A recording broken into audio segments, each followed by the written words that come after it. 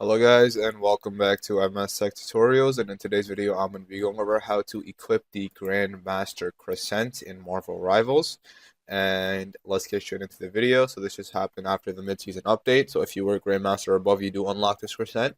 So basically all you have to do is click into your profile picture in the top right when you're on the home page. Once you're on this career page, you just have to make your way over to customize. And then from customize, if you click on the top right, you have a bunch of options. And most people will have this one is just Grandmaster. And then these are for like other people. So this one is for Grandmaster, I believe, for the end of the season 1.5. And this is for top 500, or this is for Celestial. So that's basically how it is. But there are a total of, oh, there's actually 8 options. But other than that, yeah.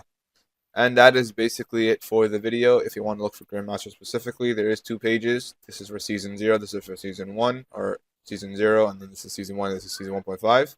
But other than that, oh sorry, this is Season 1, this is Season 1.5. This will, you guys will get after, this Season 1.5 is over, if you are still in GM.